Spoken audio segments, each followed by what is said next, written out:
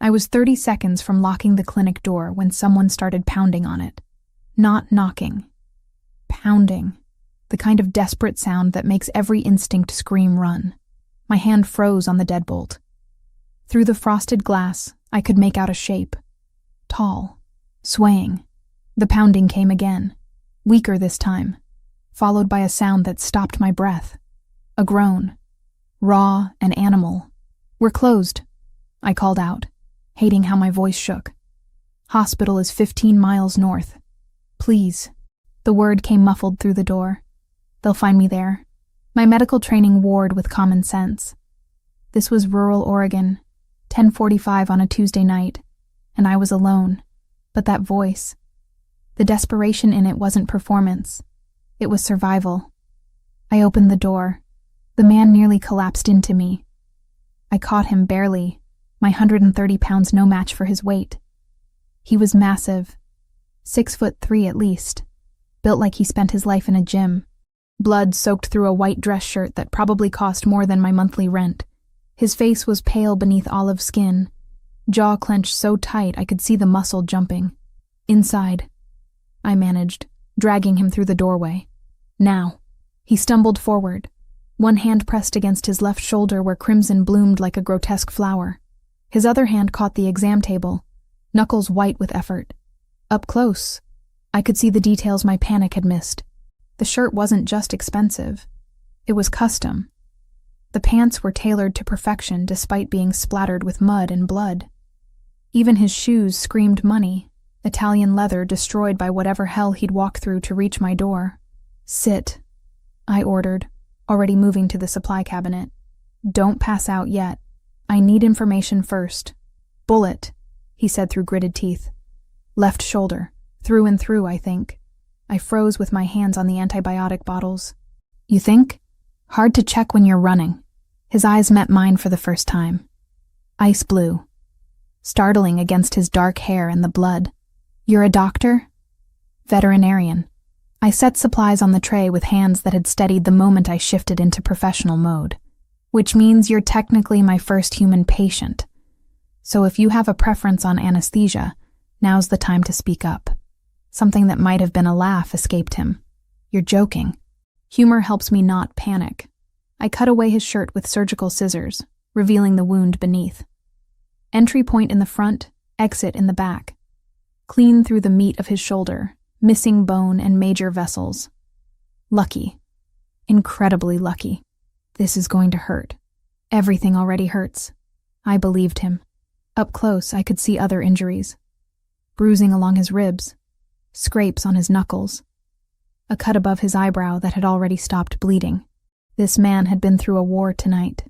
"What's your name?" I asked, irrigating the wound with saline. He hissed but didn't pull away. "Does it matter?" "I'm about to fish around inside your shoulder with veterinary equipment."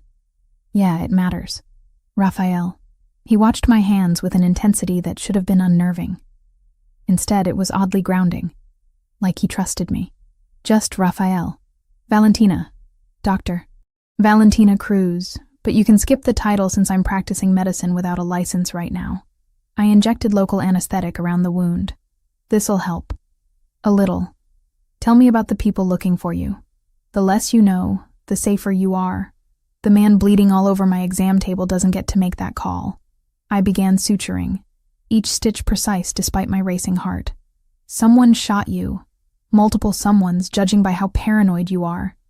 They might come looking. I need to know what I'm dealing with." Raphael was silent for a long moment. Then, "Business associates. A disagreement that got violent. Business associates don't usually settle disagreements with bullets. Mine do." The simple honesty of it sent ice down my spine. But I didn't stop working. Couldn't. Whatever Raphael was, whoever had done this, he was still a patient. Still a person bleeding in front of me. I was halfway through the second suture when Thor started barking. My German shepherd, all 80 pounds of rescue dog muscle and loyalty, came bounding from the back room where he'd been sleeping. He skidded to a halt at the doorway, hackles raised, a low growl rumbling from his chest. Raphael's reaction was instantaneous. His right hand moved toward his waistband even as his body tried to twist away from the threat. The movement tore at my sutures, fresh blood welling up. "Stop," I commanded, pressing gauze against the wound. "Thor, sit." The dog's growl cut off mid-sound. He sat, but his eyes never left Raphael. Watching, assessing, Raphael had gone completely still. His hand had fallen away from whatever weapon he'd been reaching for, but tension vibrated through every line of his body. "Your guard dog?" "My friend." I kept pressure on his shoulder. "You're going to have to breathe through this. I need to restart the suture, and it's going to hurt worse the second time." But Thor had already made his decision. The shepherd stood, shook himself once, and patted forward. He came right up to the exam table, pressed his nose against Raphael's knee, and then did something he'd never done with a stranger before. He laid down, right there, at this bleeding man's feet. I trailed off, watching my dog settle in like he'd found something worth protecting. He doesn't trust people. It took him 3 months to let me touch him after I pulled him from that fighting ring. Raphael's hand, the one that had been reaching for a weapon moments ago, slowly extended toward Thor. The dog allowed it. Let this stranger scratch behind his ears, with fingers that trembled slightly. Smart dog. Terrible judge of character, apparently. That almost laugh again. Probably. I finished the suturing in silence. 23 stitches total. Not my finest work, but it would hold. I bandaged the wound, my fingers brushing against skin that was warmer than it should be. Fever, probably. Shock, definitely. "You need antibiotics," I said, already calculating what I had in stock. "And rest, and probably a real hospital. But I'm guessing that's not happening. Can't." He tried to stand, swayed dangerously. I caught him, and for a moment we were too close. Close enough that I could smell him beneath the copper of blood. Cedar and something darker. Expensive cologne and danger mixed into something that made my pulse jump. "You can't go anywhere," I said, stepping back quickly. "It's almost 11. Where exactly are you planning to go?" Raphael looked toward the front windows. Beyond them, the Oregon night was complete. No streetlights this far from town. Just darkness and the wind moving through the pines. Away from here. Before they come looking. If they come looking, they'll find an empty clinic and a lot of questions. "If you stay, I can claim your..." I thought fast. "My cousin, visiting from out of state. Got injured in a hiking accident. You'd lie for me?" "I'd lie to keep armed men from shooting up my clinic." I pointed toward the door that led to my small apartment attached to the building. "There's a couch. 7 hours until my assistant gets here at 6. That gives you time to rest and disappear before anyone asks questions." He studied me with those unsettling pale eyes. "Why?" "Because my dog likes you. And because whatever you are, whoever's after you, right now, you're just a patient who needs help." I crossed to the medicine cabinet, pulling out antibiotic tablets and pain medication. "Take these, all of them. And if you're not gone by morning, we're going to have a very different conversation." Raphael took the pills, swallowed them dry. "Thank you, Dr. Cruz. Don't thank me until you survive." I held open the door to my apartment. "And don't bleed on my couch. Thor might like you, but I don't have the budget for new furniture." I left him there, walked back to my bedroom and closed the door, leaning against it as my knees finally went weak. My hands were steady in crisis, but now they shook. I'd just sutured a gunshot wound with veterinary supplies, harbored someone who was clearly running from something violent, made myself an accessory to God knows what. Through the thin walls, I heard Raphael moving around. Then his voice, low and urgent, speaking into a phone I hadn't seen him pull out. "Franco, it's me. They found me on Highway 26. Had to bail near Forest Grove. I'm secure for now, but I need a cleanup crew and protective detail. There's a civilian involved. A veterinarian. She helped me." A pause. My heart hammered against my ribs. "No, she doesn't know anything.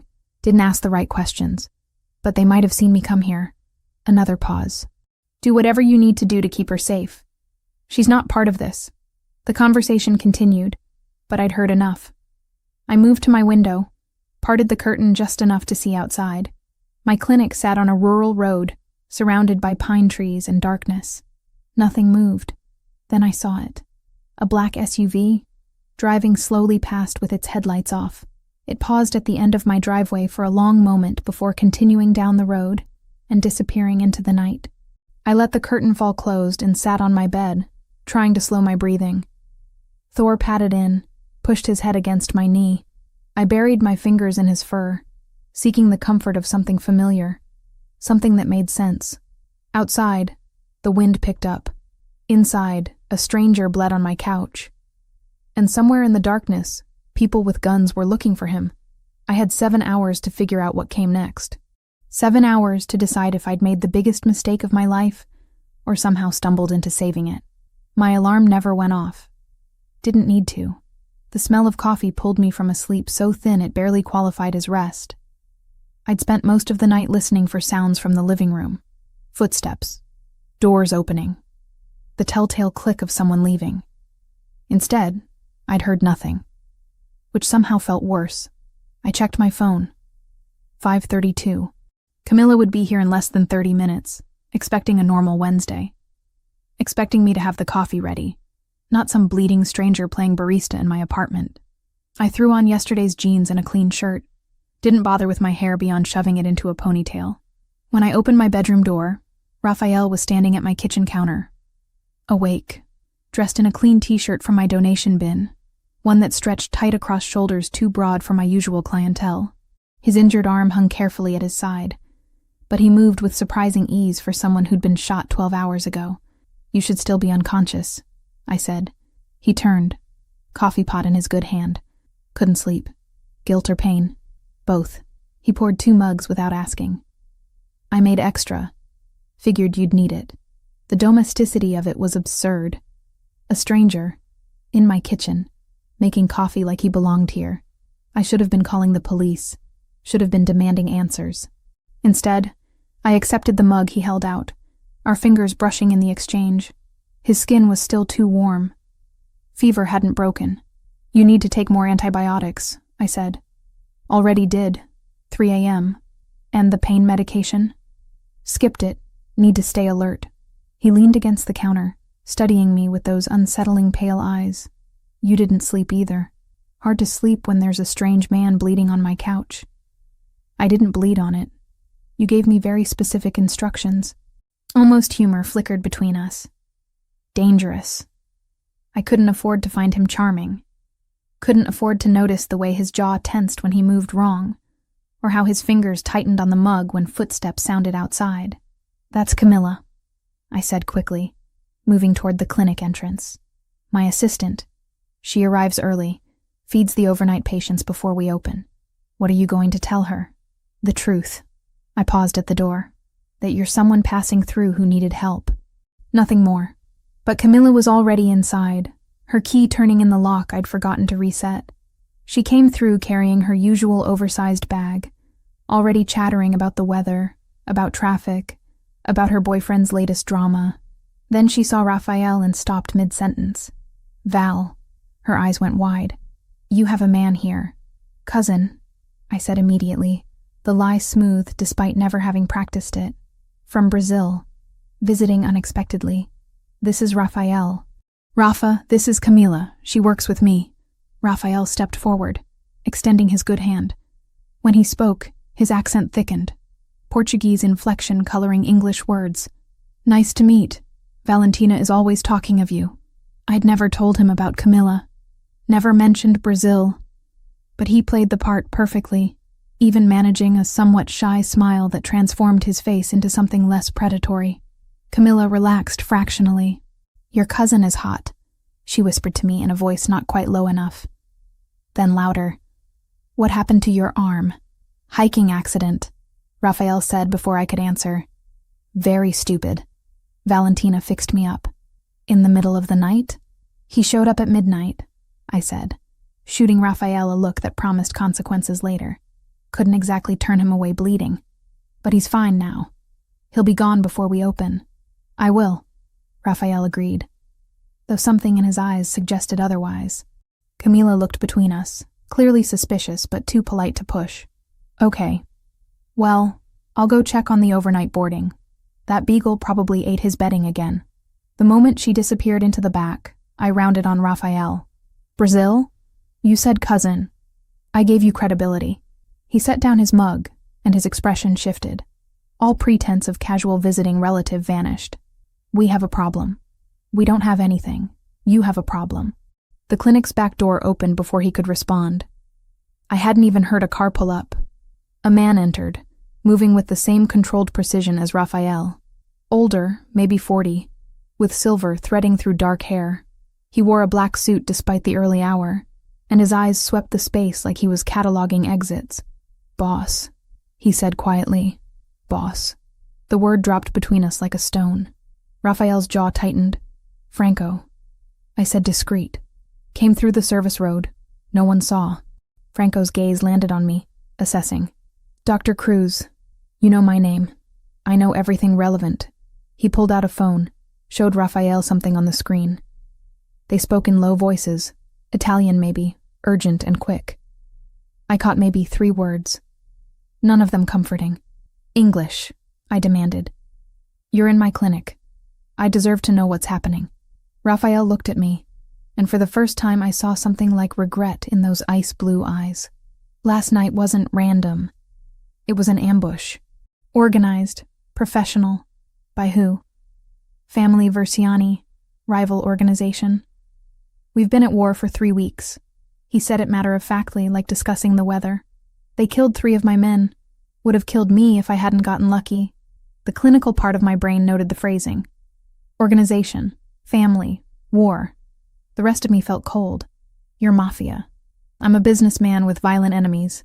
That's not a denial. No, Raphael said quietly. It's not. I should have been terrified. Should have been ordering them out, calling the police, burning everything he'd touched. Instead, I felt something closer to fury. You brought this to my door. I had nowhere else to go. And now? What happens now? I gestured to Franco. He shows up in the middle of the night, calls you boss, and I'm supposed to just what? Pretend I didn't notice? Franco interrupted. We have a bigger issue. Dr. Cruz needs to see this. He pulled up a photo on his phone. A man's body, face destroyed by violence I didn't want to examine too closely. In his jacket pocket, clearly visible, was one of my business cards. Where did you get this? My voice came out steadier than I felt. One of the men from last night. Versiani's crew. Franco swiped to another photo. This one showed my clinic from the outside, taken from a car. They know Raphael came here. They'll come looking.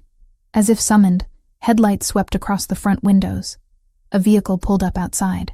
Black SUV with tinted windows. It stopped directly in front of the clinic entrance and sat there. Engine running. Raphael moved faster than someone injured should be able to. He had me pressed against the wall behind the reception desk, his body blocking mine, before I could process the motion. Franco disappeared toward the back, one hand inside his jacket. Stay quiet. Raphael breathed against my ear. Don't move. 2 men got out of the SUV. Through the window blinds, I could see them approaching. One knocked. Heavy. Demanding. We're not open, I called out, proud of how normal I sounded. We're looking for someone. Thick accent. Eastern European. Man injured in accident last night. Heard there was clinic here. Raphael's hand found mine in the dark space behind the desk. His fingers laced through mine. Squeeze once. Warning or reassurance? I couldn't tell. I stood, smoothing my shirt, and walked to the door. Didn't open it. This is a veterinary clinic. I don't treat people. Maybe you made exception? The man smiled. It didn't reach his eyes. For friend? I don't have friends who get shot. I let irritation color my voice. Real irritation at being pulled into this nightmare. Try the emergency room in Forest Grove. They're used to patching up idiots. The men exchanged glances. The second one, shorter but broader, pulled out a phone, showed me a photo. Raphael. From before. Uninjured. Wearing a tuxedo at some formal event, looking like he owned the world. You see this man? No. The lie came easier the second time. But if I do, should I be calling someone? If you see, you call this number. He handed me a business card. Plain white, just a phone number in black print. Important you call right away. Sure. I pocketed the card. Now, if you'll excuse me, I have actual patients waiting. They left, but not before looking hard at the clinic, at my car parked beside it, at the windows, where I prayed Camilla had stayed hidden in the back with the animals. The SUV pulled away slowly, deliberately, making sure I watched them go. I waited until the taillights disappeared before moving. My legs felt unsteady. Raphael emerged from behind the desk, and up close I could see the tension vibrating through him. He'd been ready to fight, to kill, maybe, if they'd come inside. They'll be back, he said. Then you need to leave. Now. Can't. He glanced at Franco, who'd reappeared from wherever he'd been lurking. They saw the clinic, saw you. If I disappear now, they'll assume you helped me. They'll come back to make you tell them where I went. So what are you suggesting? That I what? Harbor a fugitive indefinitely? 48 hours. You come with me. Let my people protect both locations. After that, Verciani will have bigger problems than one doctor. I have a business, patients, a life. Franco spoke up. Doctor. Cruz, with respect, they found your business card on a dead man. Whether you help the boss or not, you're involved now. The unfairness of it hit me like a physical blow. I'd done nothing wrong, saved a life. And now I was caught in someone else's war because I'd made the mistake of being human. 2 days, Raphael said. His voice had softened. 48 hours. Then I'll make sure they understand you were never part of this. You'll be safe. And if I refuse? He didn't answer. Didn't need to. We both knew I didn't really have a choice. Not anymore. Not since I'd opened my door to a bleeding stranger and decided his life mattered more than my safety. I looked at my clinic, at the exam table where I'd sutured him, at Thor, who'd appeared from my apartment, and now sat calmly at Raphael's feet, like he'd chosen sides. 48 hours, I said finally. Not 1 minute more. 3 black SUVs idled in the service road behind my clinic. Identical. Tinted windows. The kind of vehicles that screamed money and menace in equal measure. Franco loaded my hastily packed duffel into the middle car, while I stood there trying to convince myself this was temporary. 48 hours. Then my life would return to normal. Except nothing felt normal anymore. Thor jumped into the back seat before I could stop him, settling in like he'd been planning this road trip for weeks. Raphael appeared at my elbow, moving quieter than someone his size should. He can stay here if you prefer. Franco's men will watch the clinic. He goes where I go. I climbed in after my dog, and Raphael slid in beside me. Too close. The vehicle's leather interior suddenly felt smaller than my entire clinic. Franco took the driver's seat. Through the rearview mirror, I caught him studying me. Assessing. Calculating. The engine purred to life, and we pulled onto the main road with the other 2 SUVs falling into formation. One ahead, one behind. A convoy designed to protect or imprison. I wasn't sure which. Where exactly are we going? I asked. My property. 2 hours north. Raphael's injured arm rested carefully against his side. The fever still lingered in his skin. But he sat straight. Alert. Cascade Mountains. Isolated. Defensible. Defensible? You mean like a fortress? I mean safe. His eyes met mine. For both of us. The landscape shifted as we drove. Forest grove gave way to deeper wilderness. Towns becoming sparse. Roads narrowing. Raphael made calls in Italian, his voice low and controlled. But I caught the tension underneath. Whatever war he was fighting, it hadn't ended with last night's ambush. When he finally put the phone away, silence stretched between us. Not uncomfortable exactly, but loaded. Thor's head rested on my lap, grounding me when nothing else did. Tell me about Verciani, I said finally. Raphael turned toward me, and for a moment I thought he'd refuse. Then he sighed. Sergio Verciani, 42, runs operations from Seattle to Sacramento. Or he did, until he decided Portland was worth starting a war over. And you run Portland? My family has controlled the territory for 60 years, since my grandfather immigrated from Naples. He said it matter-of-factly, like discussing inheritance of a business, which I supposed it was, just not a legal one. The Luminari family. We have rules, standards. What kind of standards does the Mafia have? Something dark flickered across his face. We don't traffic humans. We don't touch children. We don't deal heavy drugs or weapons to terrorists. My grandfather believed power came with responsibility. Not everyone in our world agrees. Vertsiani doesn't agree. Vertsiani allied himself with the Solntsevskaya Bratva, Russian organization with no code beyond profit. Raphael's jaw tightened.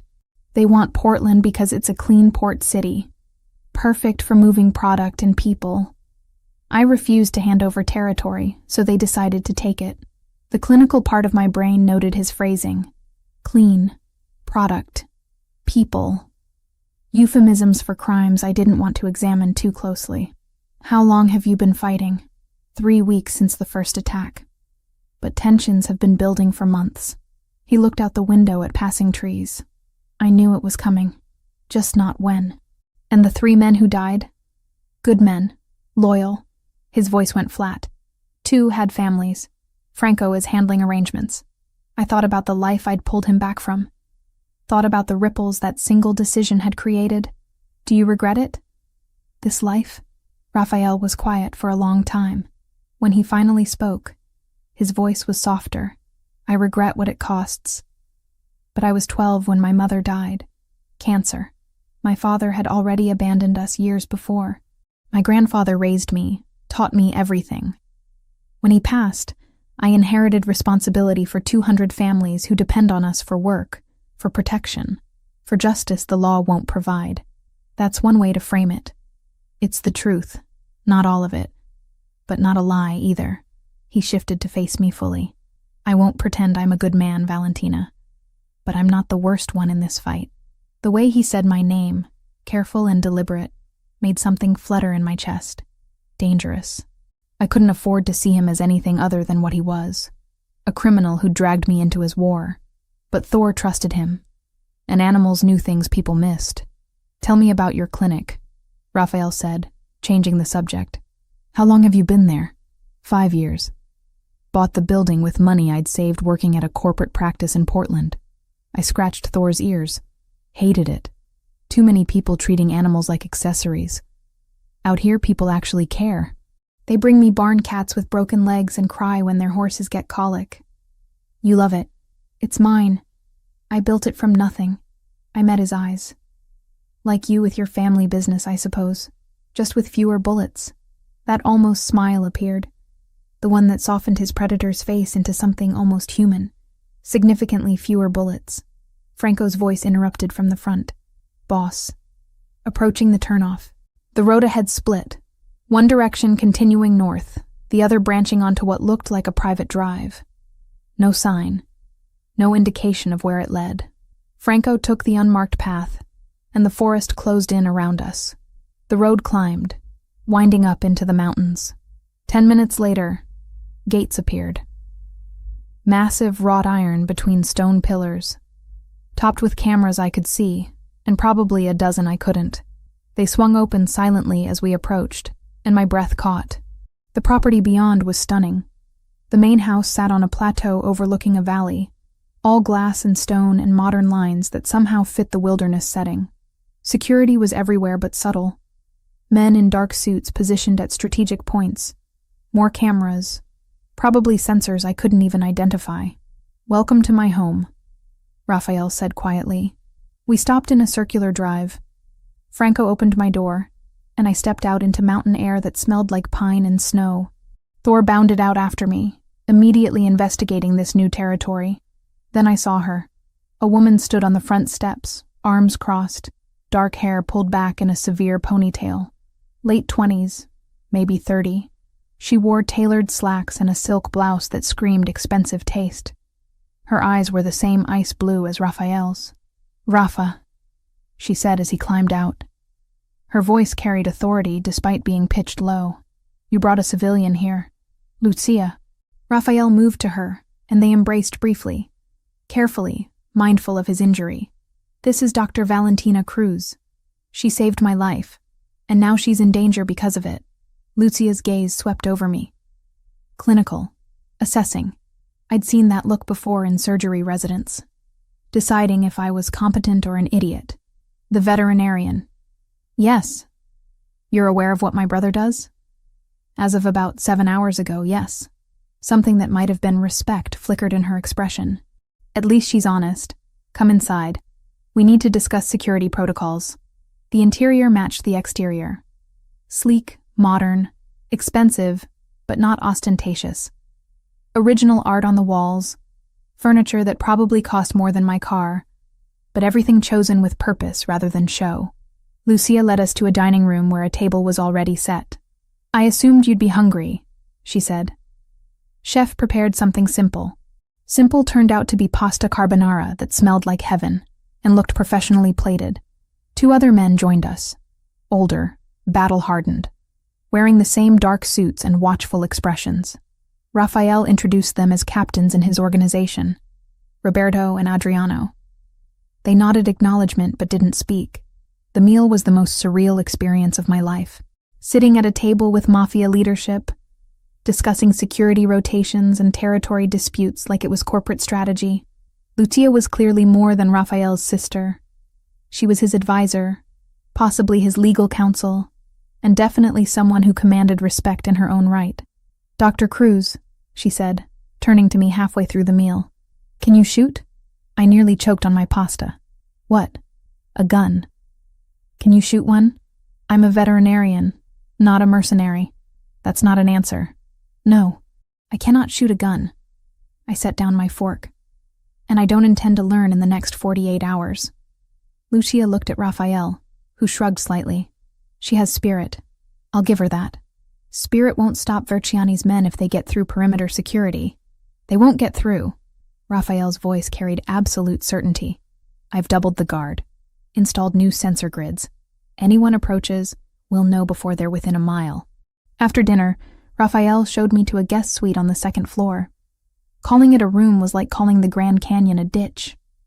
It had a sitting area, a bathroom larger than my entire clinic apartment, and a bed that could sleep 4 people comfortably.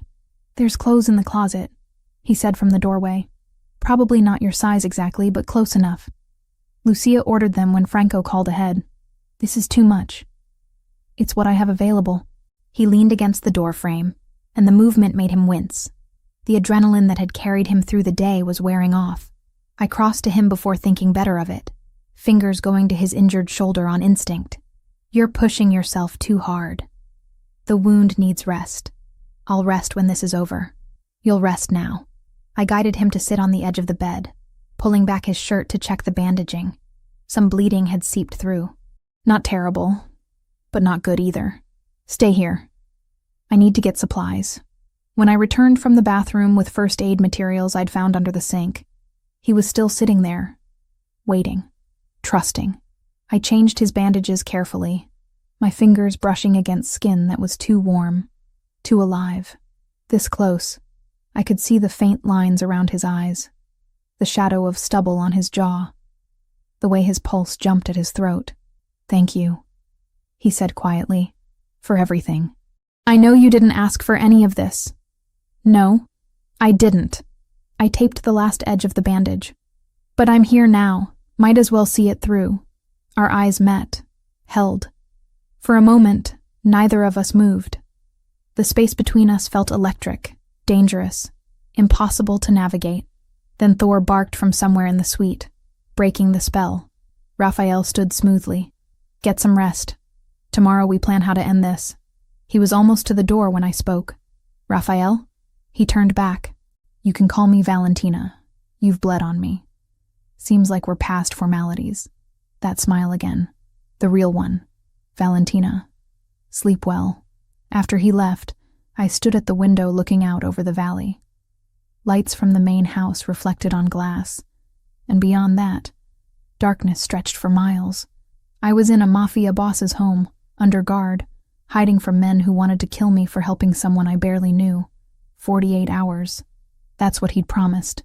2 days, and this nightmare would end.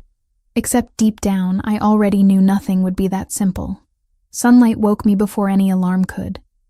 It poured through floor-to-ceiling windows I'd forgotten to cover, turning the guest suite gold. For a moment, I forgot where I was. Then reality crashed back. Mafia safe house, 48 hours. Men with guns who wanted me dead for helping someone I barely knew. I pulled on jeans and the softest sweater I'd ever touched. courtesy of Lucia's shopping, and followed the smell of coffee downstairs. The house was quieter than I expected. No security visible, though I knew they were there. Watching. Always watching.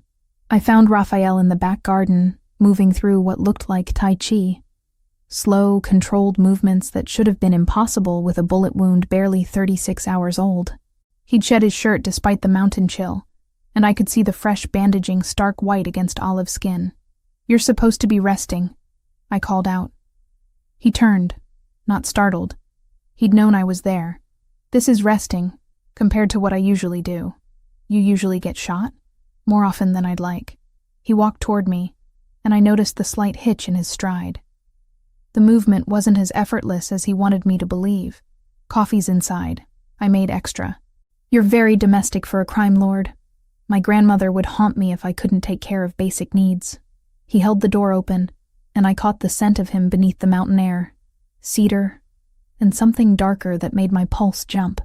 She believed helpless men were useless men. Inside, he'd laid out breakfast. Nothing elaborate, just eggs scrambled perfectly, toast, fresh fruit. But he'd done it himself, and something about that felt more intimate than the expensive guest suite or designer clothes. "Sit," he said. "We have time before the others wake." I took the coffee he offered, settled at the island counter. "Tell me about your grandmother." Raphael cracked eggs into a pan with one hand, his injured arm hanging carefully. "Nonna Giulia. She came from Naples at 16, married my grandfather at 18, and spent 60 years keeping him alive through 3 wars and more assassination attempts than anyone counted." He smiled, and it transformed his face. "She taught me to cook, because she said any man who needed a woman to survive wasn't worth keeping alive." Sounds formidable. Terrifying. And the only person my grandfather feared. He plated eggs, slid them in front of me. She made him promise that if anything happened to him, I'd be raised with options. Education. Skills beyond violence. A choice. I ate, surprised by how good the eggs were. How normal this felt. "But you chose this anyway." "I chose responsibility. When my mother died, I was 12.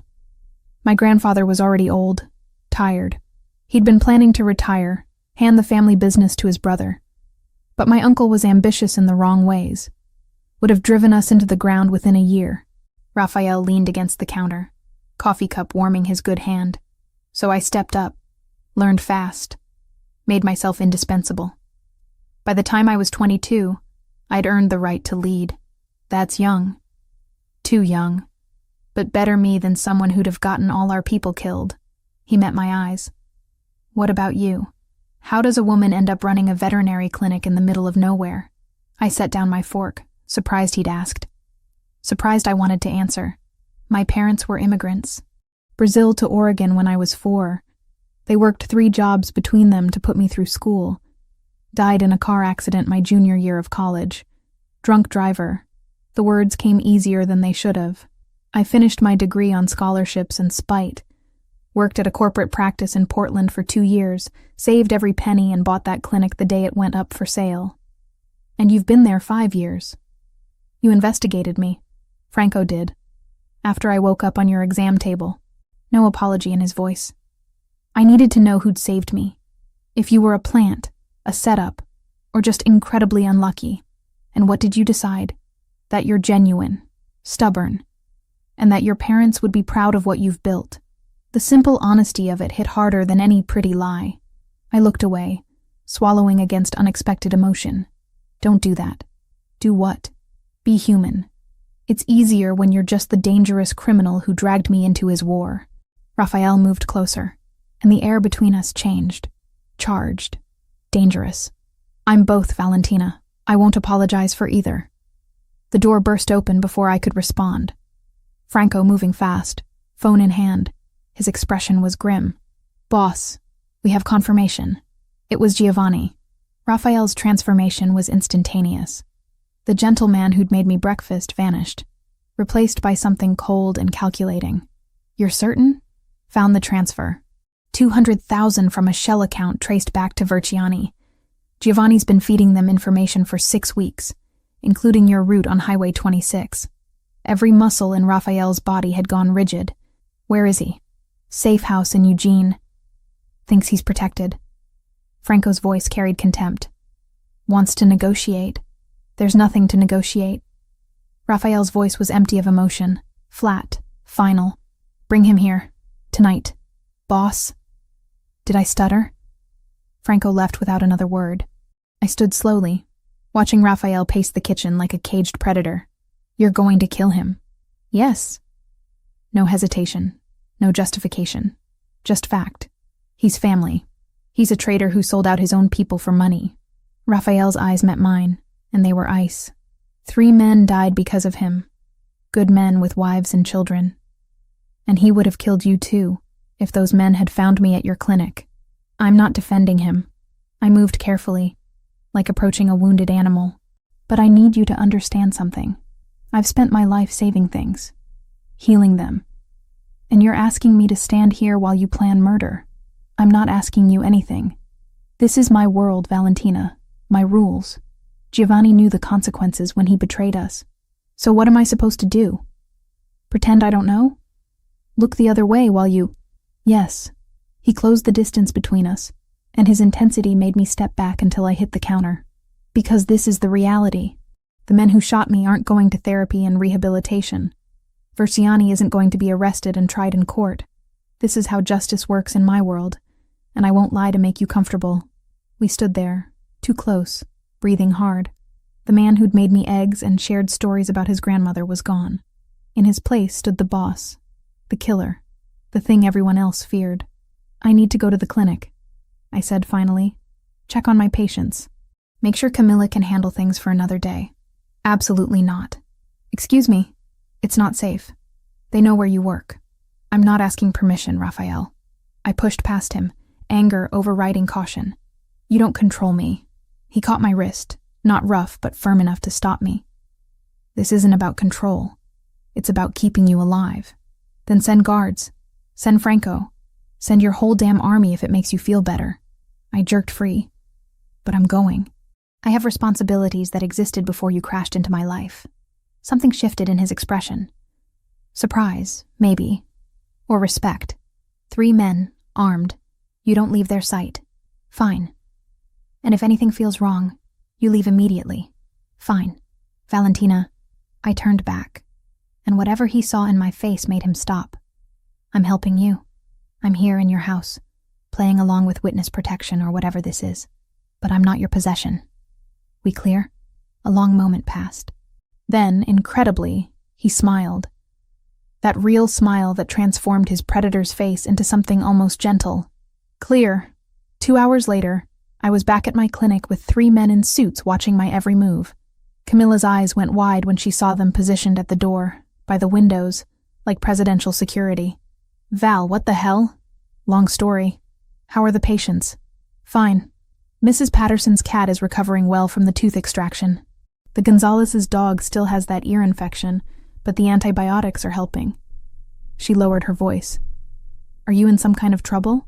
I'm helping someone who is. It's temporary. Gabi showed up at lunch, bringing sandwiches and questions I couldn't answer. She kept glancing at the guards, then at me, clearly putting together a picture I didn't want her to see. Val, if you need help, I'm fine, really. Just a weird situation that'll be over in a day. But leaving was harder than arriving. Franco drove, with 2 other SUVs flanking us. The road back to Raphael's property wound through dense forest, and halfway there, Franco's phone buzzed. We have a tail, he said quietly. Black sedan, 2 cars back. My heart hammered against my ribs. Through the rear window, I could just make out the vehicle. Close enough to be deliberate, too far to identify faces. Verciani? I managed. Probably. Franco's voice was calm, but his hands tightened on the wheel. Hold on. The world exploded into chaos. Franco accelerated, the other SUVs moving to block the sedan. Gunfire cracked through the afternoon, spiderwebbing the rear window. I screamed, ducking instinctively. And then Raphael was there. He'd been in the lead vehicle, but somehow he was pulling open my door, dragging me down against the seat, his body covering mine completely. Stay down, he commanded, and the cold emptiness from this morning was gone. His voice shook with something raw and desperate. "Don't move. Don't look up." More gunfire. The SUV swerved violently, throwing us against the door. Raphael's weight pressed me into leather seats, his breath hot against my ear, every line of his body tense with readiness to take bullets meant for me. Then silence. Except for my ragged breathing and the hammer of my pulse. "Clear," Franco called from the front. Raphael lifted his head slowly, scanning before letting me up. His hands moved over me, checking for injuries with clinical precision. "Are you hurt?" "No, I don't think so." My voice came out steadier than I felt. "Are you?" "I'm fine," but I could see fresh blood on his bandage.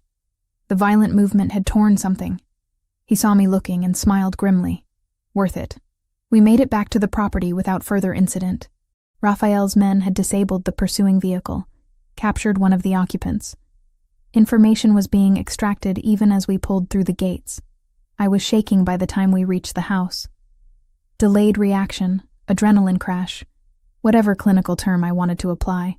Raphael guided me inside, his hand steady at the small of my back. "Drink this." He pressed whiskey into my hands. "It'll help." I drank, coughed, drank again. The burn helped, grounded me. "This is insane." "I know. I'm sorry.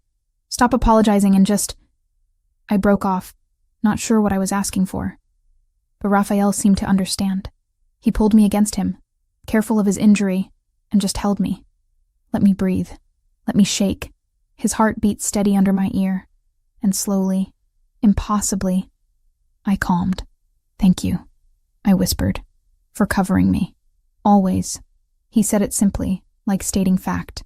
"As long as you're here, I'll keep you safe." I lifted my head, and our faces were too close. His eyes dropped to my mouth, darkened. The space between us felt electric, inevitable. When he kissed me, it wasn't gentle. It was desperate and fierce, and tasted like danger, and promises neither of us should make. I kissed him back, fingers tangling in his hair. All my better judgment drowning in the feel of him. His mouth moved against mine like he was claiming something, proving something, and I let him. Then he pulled back, breathing hard. "Not like this." "What?" "Not because someone shot at you. Not because you're scared and I'm convenient." His thumb traced my bottom lip, and the gentleness of it nearly undid me. "When I kiss you again, Valentina, I want it to be because you choose it. Not adrenaline, not fear. Choice." I stared at him, shocked by the restraint, the respect. "You're serious?" "Completely." He stepped back, putting safe distance between us. "You should rest. Tomorrow, we end this." He left me there, heart racing, lips still burning from his kiss, and I realized with terrifying clarity that I wasn't afraid of Raphael Luminari. I was afraid of how much I wanted to choose him. I woke to silence so complete it felt unnatural. No traffic, no distant sirens. Just wind through pine trees and the occasional call of a hawk circling somewhere above the valley. The guest suite still felt surreal in morning light, too luxurious, too removed from my actual life happening somewhere down the mountain. A soft knock came before I could talk myself into going back to sleep. "Come in." Lucia entered carrying a tray. Coffee, pastries, fruit arranged like art. She set it on the sitting area table without preamble. "Raphael is in meetings until noon. Thought you might want breakfast." "You didn't have to do that." "I know." She settled into the chair across from me, studying me with those same ice-blue eyes her brother had. "But we need to talk. Woman to woman." I pulled a sweater over my sleep shirt, suddenly feeling exposed under her scrutiny. "About my brother's intentions. And yours." "I don't have intentions. I'm here because men with guns are hunting me for saving Raphael's life. That's circumstances, not intentions." Lucia poured coffee with practiced ease. "You could have demanded witness protection. Federal marshals. Instead, you agreed to come here, to his home. Why?"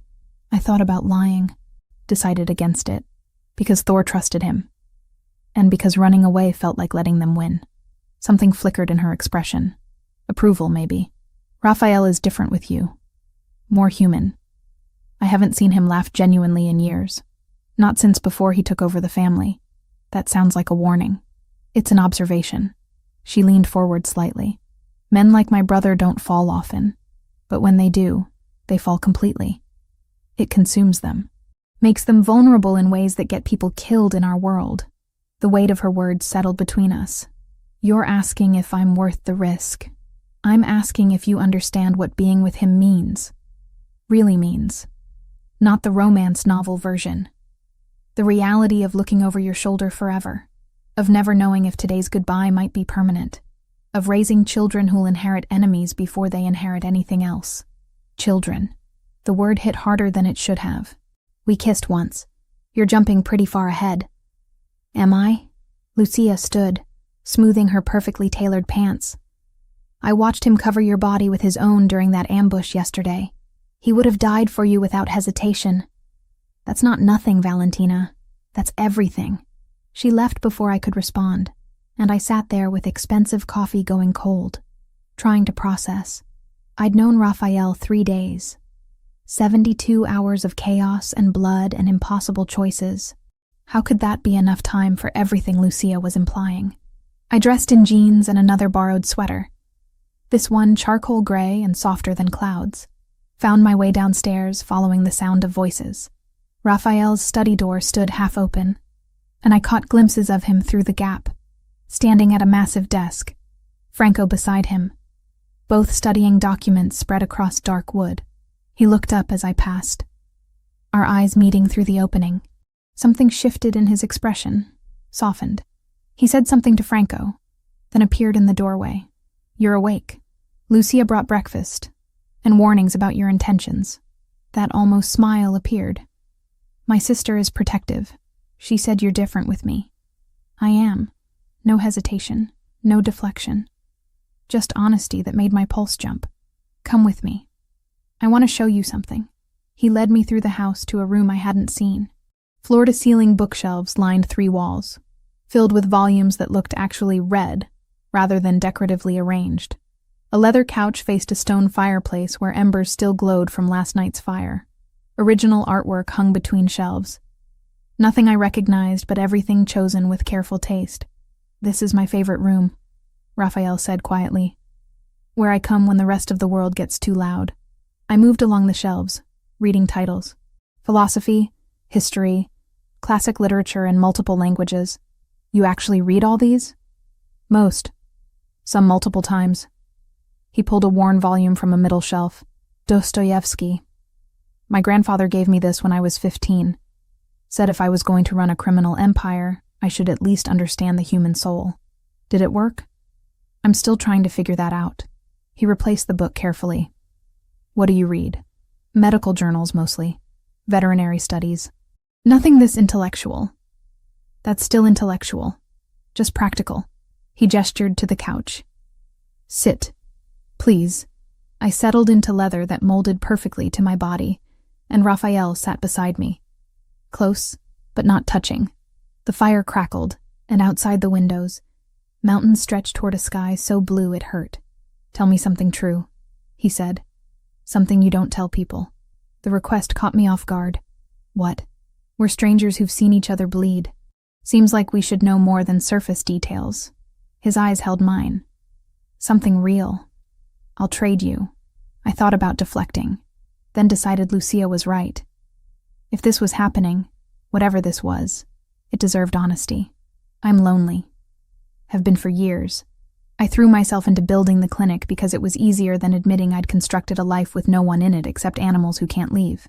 Raphael's expression didn't change, but something in his eyes deepened. My turn? Fair's fair. I'm exhausted. Not physically. In my soul. I've been running the family for 12 years, and every day I wonder if my grandfather would be proud or horrified by what I've become. He looked at the fire. Sometimes I think about walking away, giving it all to Lucia, who's smarter and better at the politics anyway. Just disappearing somewhere no one knows my name. Why don't you?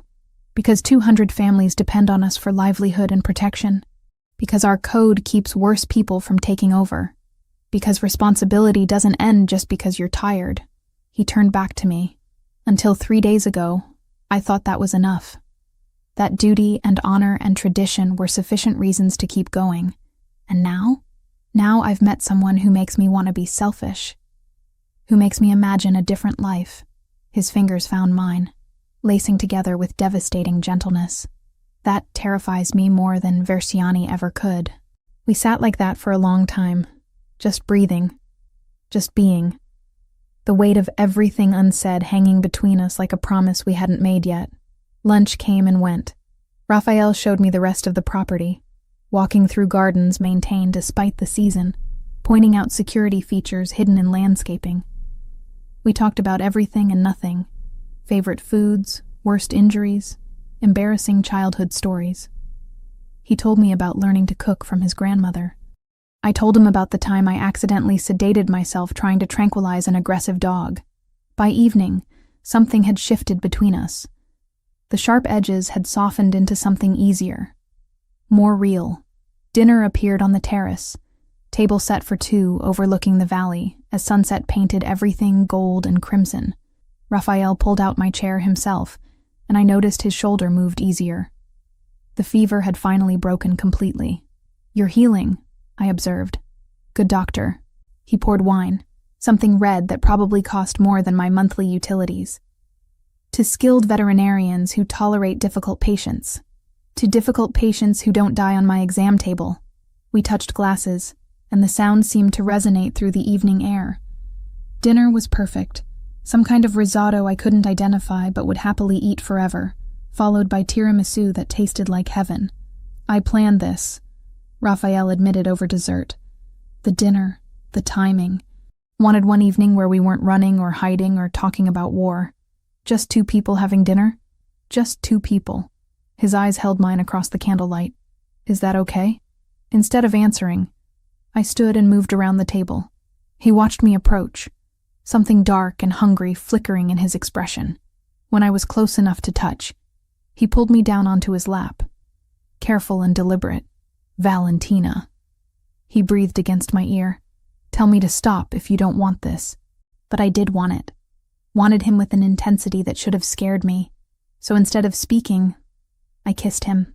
This wasn't like yesterday. This was choice, conscious and clear. His mouth moved against mine like he was memorizing the taste, the texture, every small sound I made. My fingers tangled in his hair, and he groaned low in his throat. "Inside," he managed between kisses. "Not here. Not where anyone can see." He carried me through the house to his room, which I'd never seen. Dark wood and clean lines, a massive bed that dominated one wall. He set me down gently, giving me space to change my mind. To run. I didn't run. Hours later, I woke tangled in sheets that smelled like cedar and him, his arm heavy across my waist. Moonlight poured through windows he'd forgotten to cover, and for a moment, everything felt perfect. Inevitable. Right. Then my throat went dry. I needed water.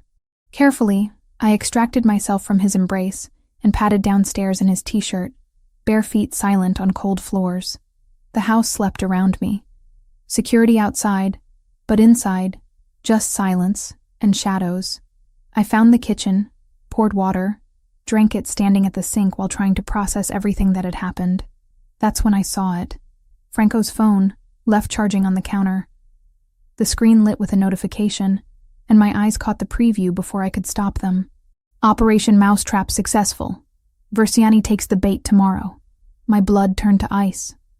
I shouldn't have. Knew I shouldn't have. But my hands moved anyway, unlocking the phone with a swipe. The message thread opened, and I read words that shattered everything. "Target acquired. Subject cruise established as luminary weakness. Versiani surveillance confirms interest. Phase 2. Allow controlled contact. Establish pattern. Phase 3. Deploy subject as bait for ambush." The phone nearly slipped from my hands. I scrolled up, reading more. Dates, times, plans laid out with clinical precision. And there, buried in earlier messages, the truth that made bile rise in my throat. Boss confirms. Veterinarian acceptable collateral for operation. Versiani will move on perceived weakness. I was bait. From the beginning. Raphael had used me as bait to draw out Versiani. Footsteps on the stairs made me spin. Franco stood there, stopping when he saw what I held. His expression shifted from surprise to something like regret. "Dr. Cruz, you weren't supposed to see that." "When?" My voice came out steadier than I felt. "When was I going to find out I was the mouse in your trap?" "It's not. Don't." I set the phone down carefully, afraid I'd throw it otherwise. "Where's Raphael?" "Dr. Cruz, if you'll let me explain. Where is Raphael?" He appeared at the top of the stairs then, still shirtless, hair messed from sleep and my hands. He took in the scene immediately. The phone. My expression. Franco's guilty posture. "Valentina," he started. "Tell me it's not true." I backed away as he descended. "Tell me you didn't use me as bait from the first moment." Silence stretched. And in that silence, I had my answer. "It started that way," Raphael said finally. "Franco suggested using you to draw Versiani out, making him think you were my weakness. But Val, that was before... Before what? Before you actually slept with me? Does that make it better?" My voice cracked despite my best efforts. "Everything. Tonight. This afternoon. All of it was part of the plan? No. Last night was real. This afternoon was real." He moved closer, and I retreated until my back hit the counter. "The strategy was real, but everything between us, that's... How am I supposed to believe anything you say?" Tears blurred my vision, and I hated myself for them. "You've been lying to me for 3 days. I haven't lied. I just didn't tell you everything. That's the same thing."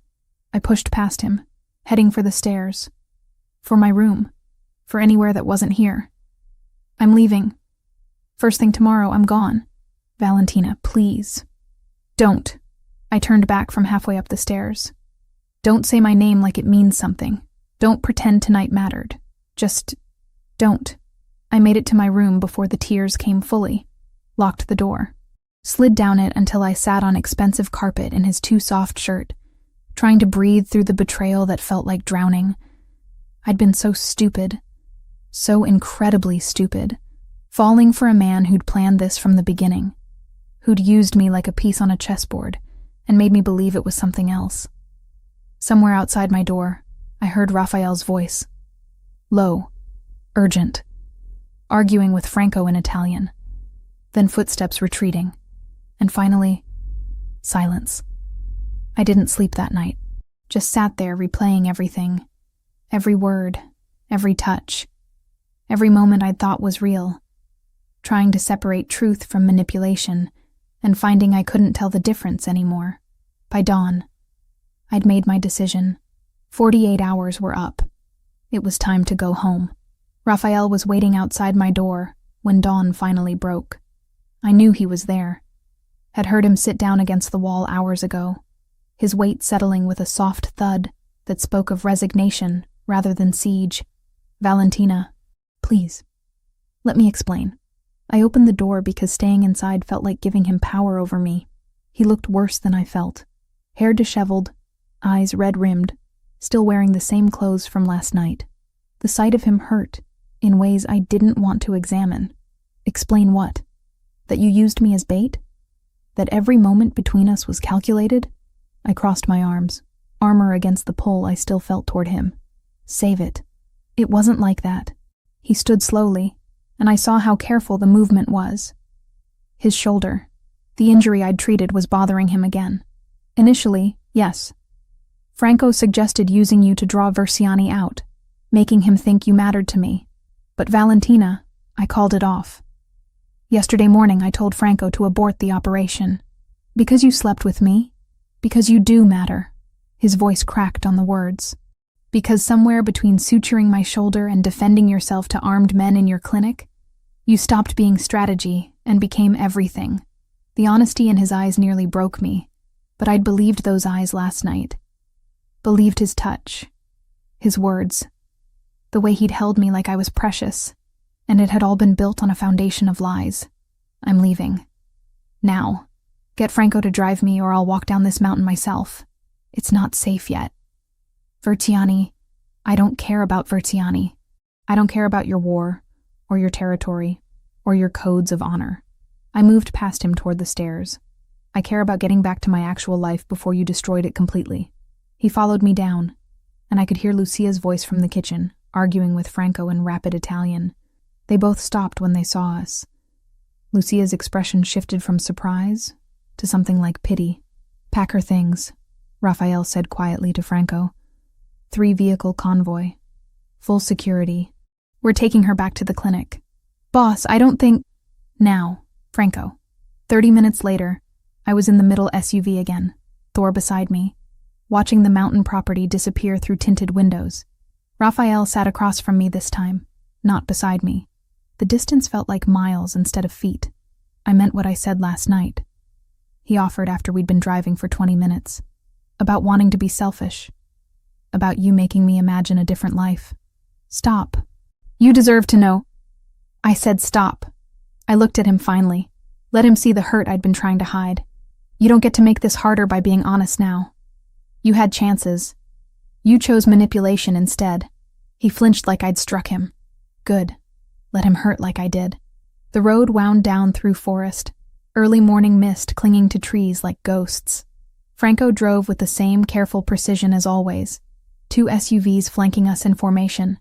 Everything looked normal, controlled, safe. That's when the world exploded. The lead SUV erupted in flames, a rocket or grenade hitting it with precision that spoke of planning. Professional execution. Franco slammed the brakes, throwing all of us forward. Raphael's arm shot out, catching me before I hit the seat in front of us.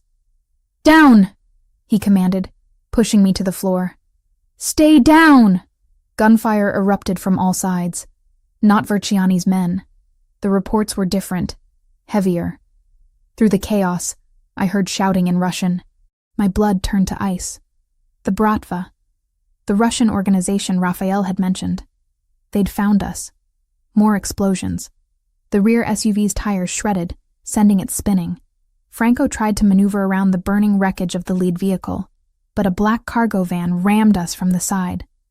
The impact threw me against the door despite Raphael trying to shield me.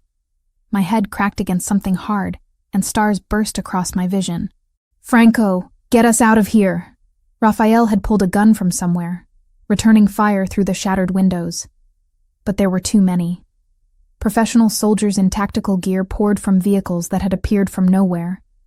They'd planned this, waited for us, known exactly when and where we'd be vulnerable. A canister flew through the broken window.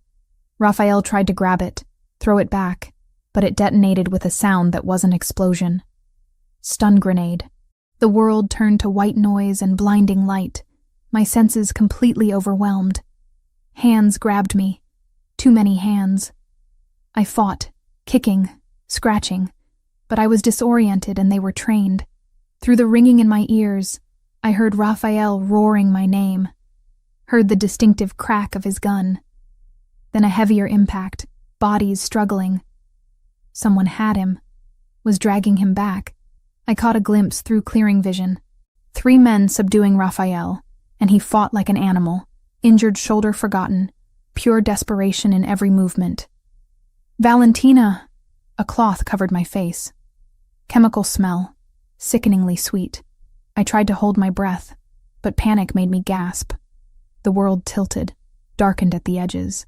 The last thing I saw before consciousness left completely was Raphael breaking free of one captor, blood streaming down his face, reaching for me with desperation written in every line of his body. Then Franco tackled him, holding him back, and I understood why. They were outnumbered, outgunned. If Raphael came after me now, they'd kill him. I wanted to tell him it was okay, that I forgave him, that last night had been real for me too, whatever his original intentions. But darkness swallowed the words before I could form them. I woke in stages. First came the headache, pounding behind my eyes with vicious intensity. Then the cold, seeping through whatever I was lying on. Finally, awareness of my hands bound behind my back, zip ties cutting into my wrists. I opened my eyes to concrete and fluorescent lighting. A warehouse, maybe. Or factory. Something industrial and abandoned. The kind of place where screams wouldn't carry. "She's awake." Accented English. Not Russian. Something else. Italian, maybe. But wrong somehow. Footsteps approached. I forced myself to stillness, to calm, to think like a doctor assessing a patient rather than a hostage facing death. Panic helped nothing. Clinical observation was survival. A man crouched in front of me. Late 30s, expensive suit that didn't match the warehouse setting. Handsome in a cruel way, with dark hair and eyes that held no warmth. Dr. Cruz. Finally we meet properly. I am Adriano Moritoni. He smiled, and it was a predator's expression. Luminari's little weakness. The veterinarian who saved his life and stole his heart. I don't know what you think you know. Please. We've been watching since the night he stumbled into your clinic. Adriano pulled out a phone, showed me photos. Raphael and I in the garden. At dinner last night. Entering his bedroom. My stomach turned. Very touching. Very stupid on his part. What do you want? What I've been hired for. Sergio Verciani pays very well for Luminari's territory. He'll pay even better for Luminari himself. Adriano stood, pacing like he was lecturing. Originally we were just muscle, supporting role. But then you appeared, and suddenly the great Raphael Luminari has something to lose. That changes negotiations considerably. I tested the zip ties. Too tight. My hands were already going numb. He won't trade territory for me. No, but he'll come for you. Tonight. Tomorrow. Soon. And when he does, we'll be ready. Adriano's phone buzzed. He answered in rapid Russian, then switched to Italian, arguing with someone. While he was distracted, I worked on the ties. Veterinary school had taught me knots, taught me how to slip restraints when a panicked animal locked their jaws. This wasn't so different. The plastic cut deeper, blood slicking my wrists. But that actually helped, made my hands slippery. Adriano hung up, turned back to me. Your lover just called. Offered $5 million and half of Portland for your return. Touching, no? $5 million. Half of Portland. Everything Lucia had warned about. Everything Raphael had built over 12 years. And he was willing to burn it all for me. The realization hit harder than any weapon. He meant it. Everything he'd said last night about wanting to be selfish, about choosing me. He meant it. You won't live long enough to spend it, I said quietly. Raphael doesn't negotiate with people who take what's his. But he's already negotiating.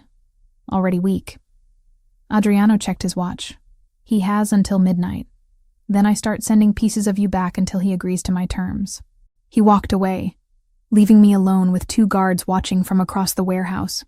I kept working the zip tie, ignoring the pain, the blood, the fear trying to claw its way up my throat. My right hand finally slipped through, taking skin with it but coming free. I kept my hands behind my back, hiding what I'd done. Professional soldiers didn't make amateur mistakes. I needed an opening, a distraction, something to give me a chance before midnight came, and Adriano made good on his threat.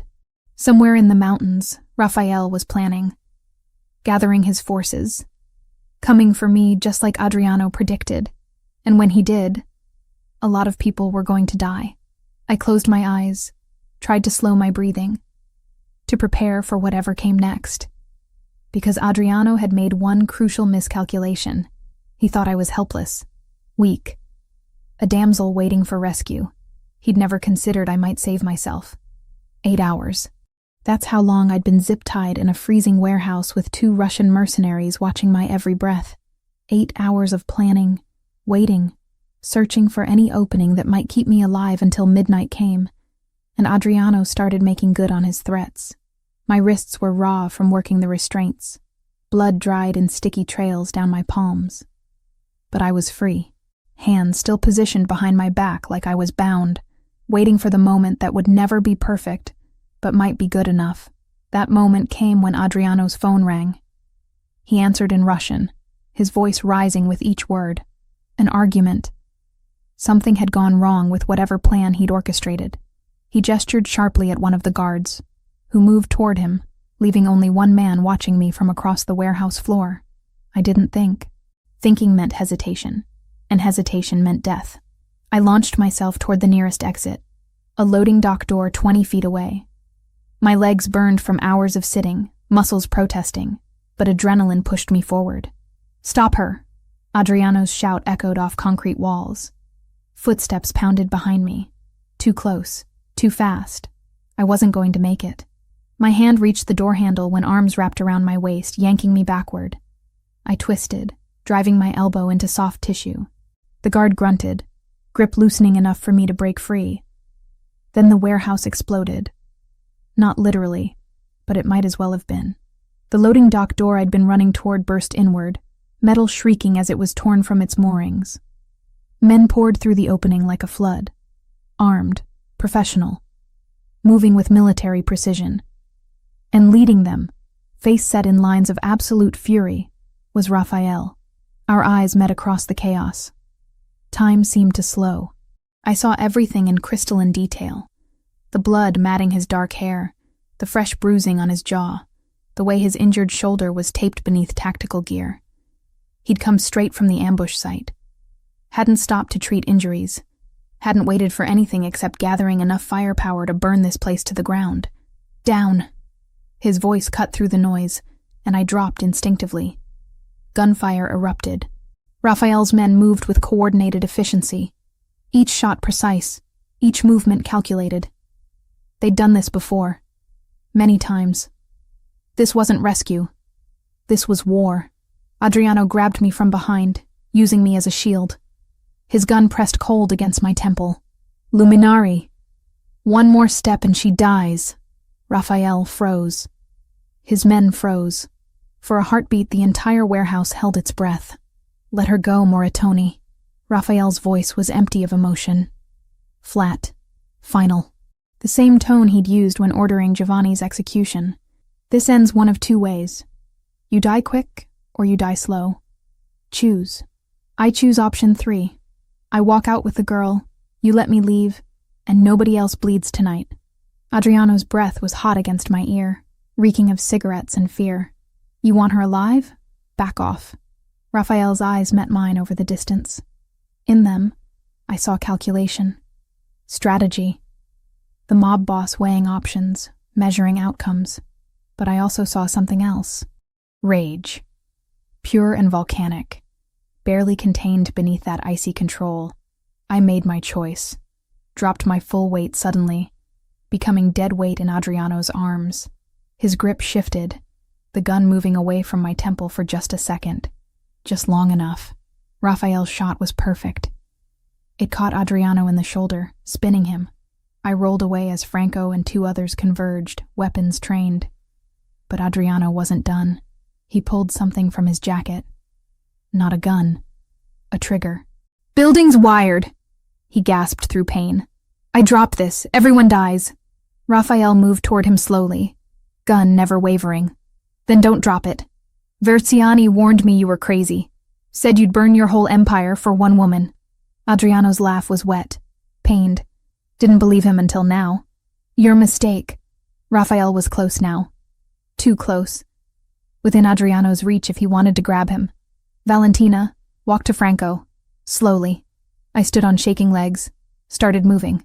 Each step felt like miles, like walking through quicksand. Adriano's eyes tracked me, calculating whether I was worth dying for. "Luminari!" someone shouted from the entrance. "Fire! Southeast corner!" Smoke began curling from the back of the warehouse. Not from Adriano's trigger. Something else. Either his men setting a diversion, or Raphael's crew creating chaos. Didn't matter. The building was going up. Adriano's attention split for just a second. Raphael moved. Faster than someone injured should move, than someone should be able to move. He closed the distance, knocked the trigger from Adriano's hand, caught it before it hit concrete, then put 3 bullets center mass before Adriano could react. The body dropped. Raphael pocketed the trigger, turned to his men. Everyone out, now. But the fire had spread faster than possible. Accelerant, probably. The southeast corner was fully engulfed, flames racing up walls toward the roof. Smoke filled the space, thick and choking. I couldn't see the exit anymore. Couldn't see anything except orange glow and shadows. Arms wrapped around me from behind.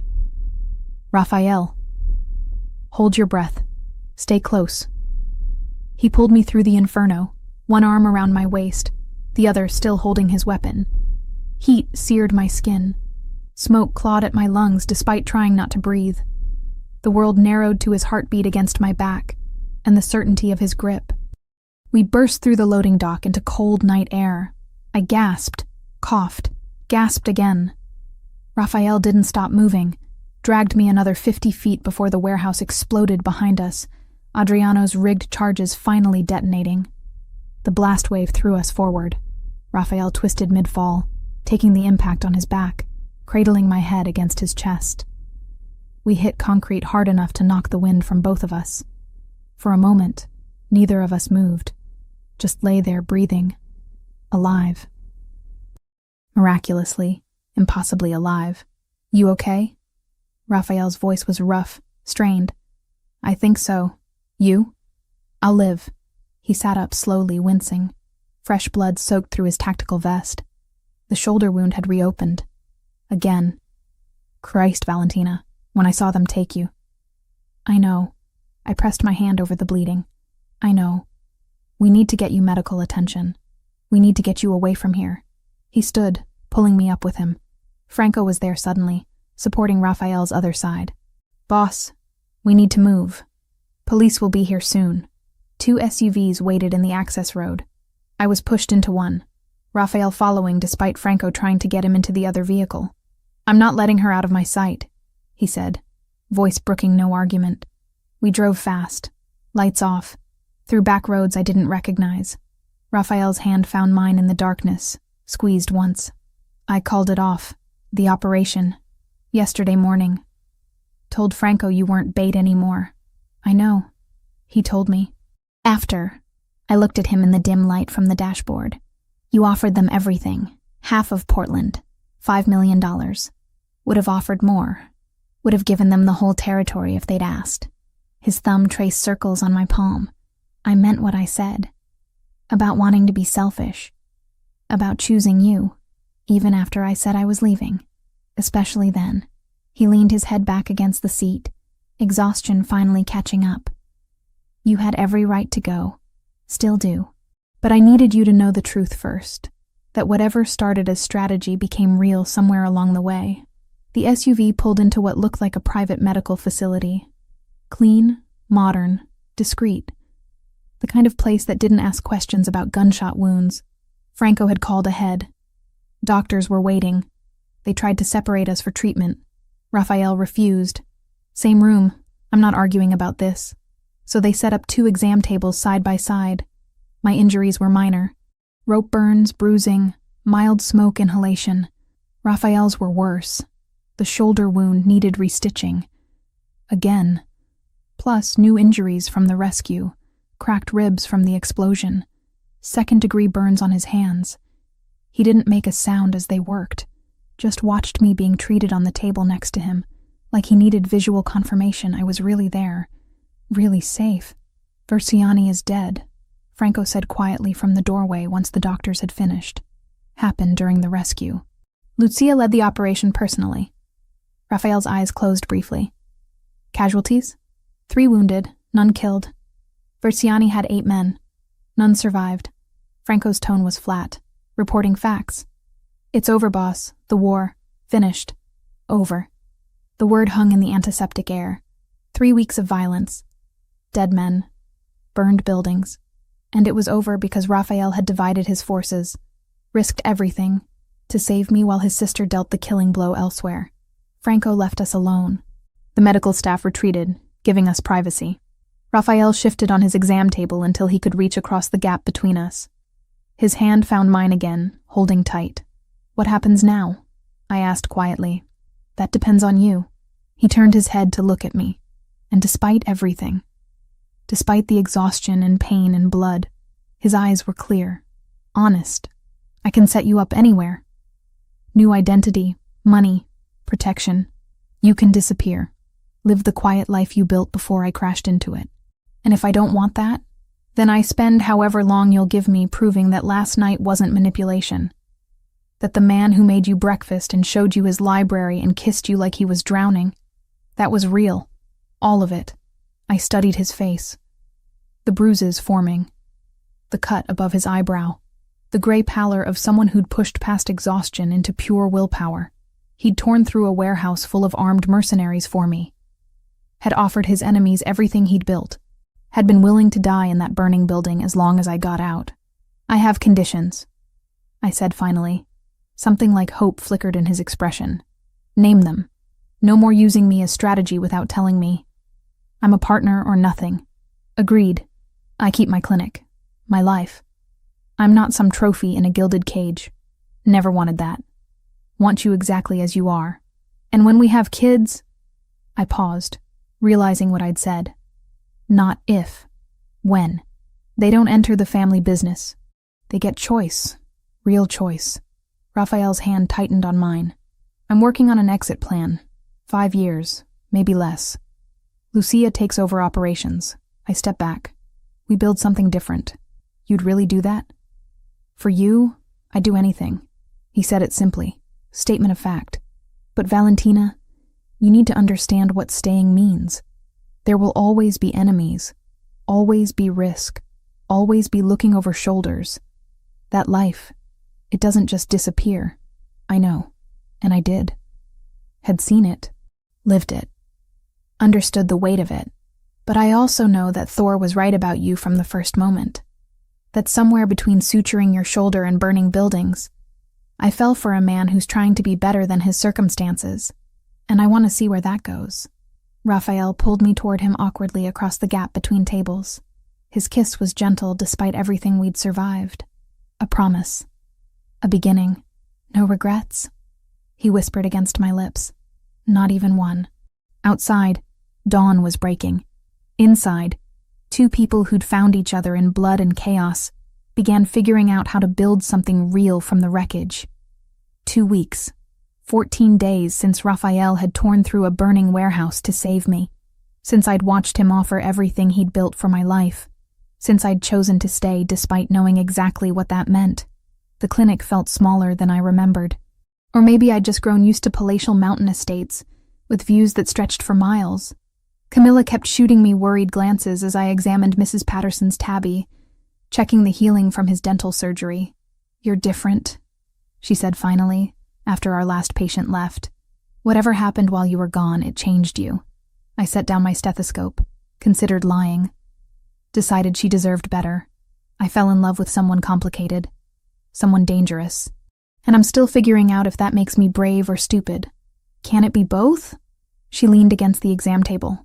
"Gabby told me about the men in suits. The security detail. Val, if you're in trouble—" "I'm not. Not anymore. The war was over. Versiani dead. The Bratva dealt with.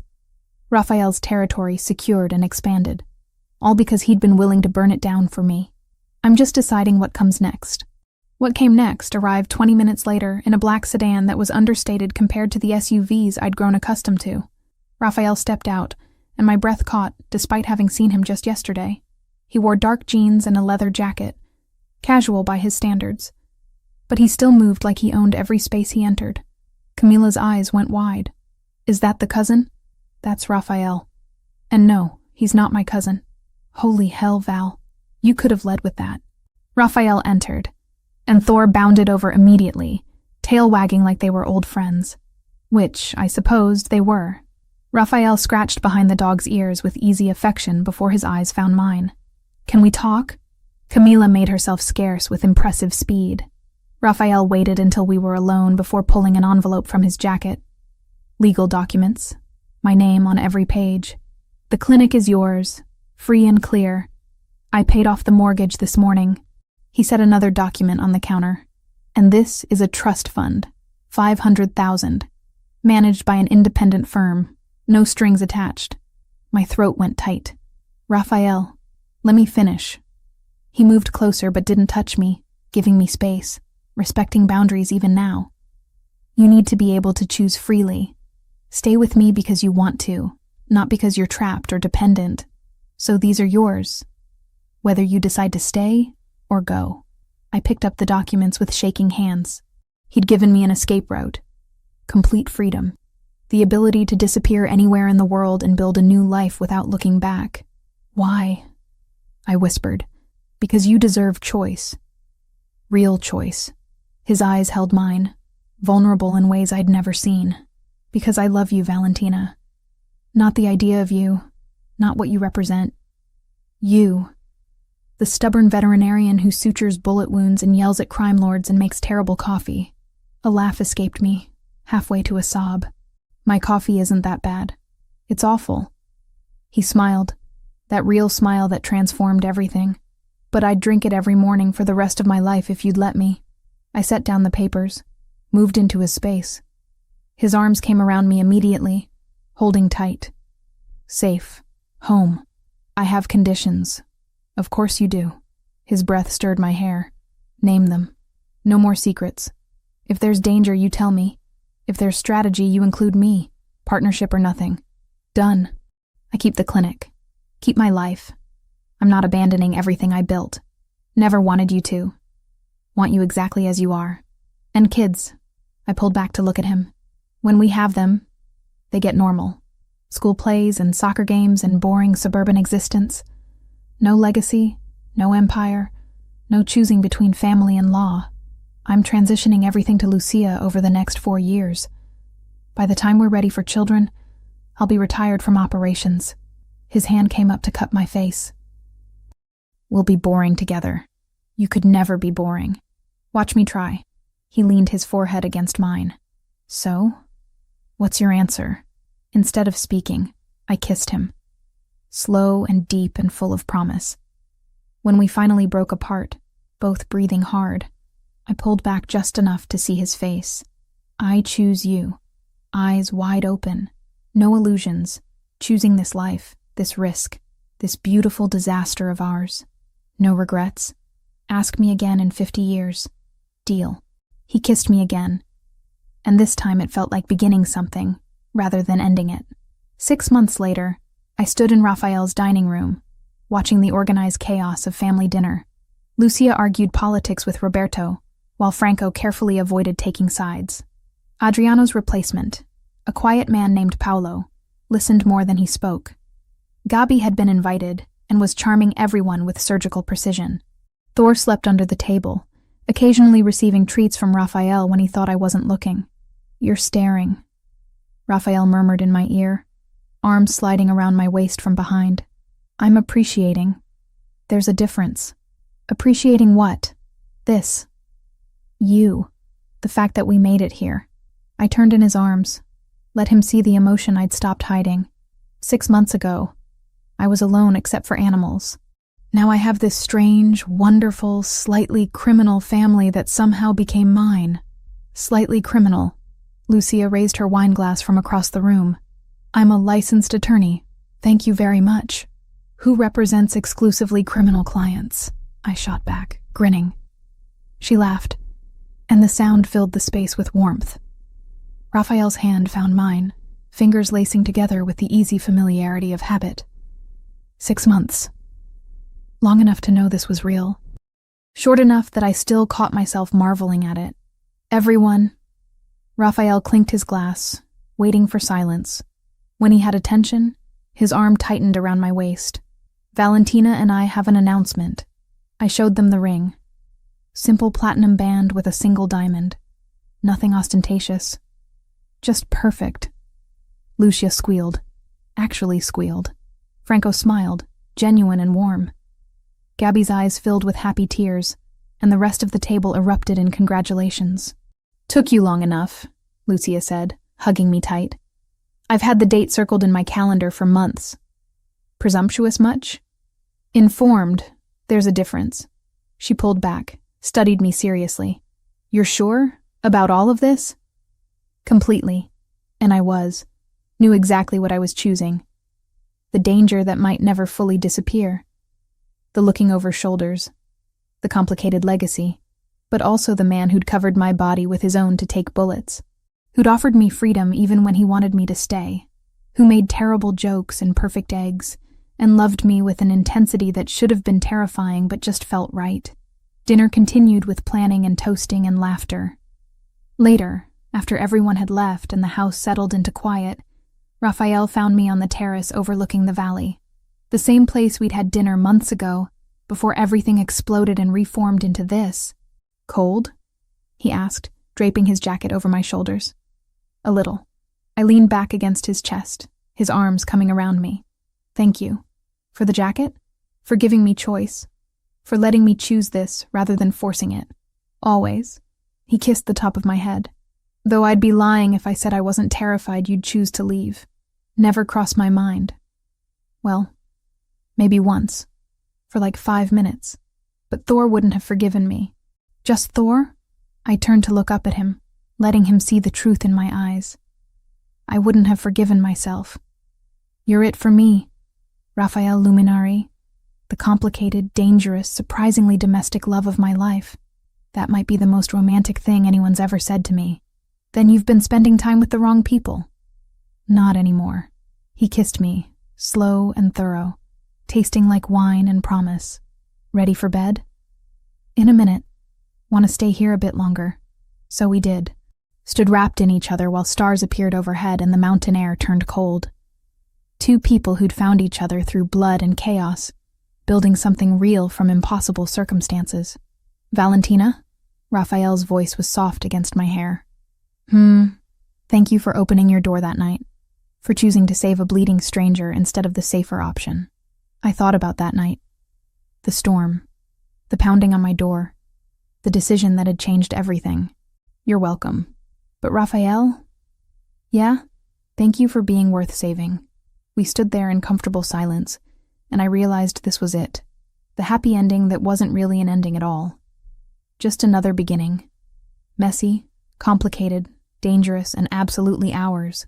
Some fairy tales start with once upon a time. Ours started with blood and thunder, and a woman stupid enough to open her door to danger. And maybe that made it better. Real. Earned rather than given. Either way, I wouldn't change a single moment.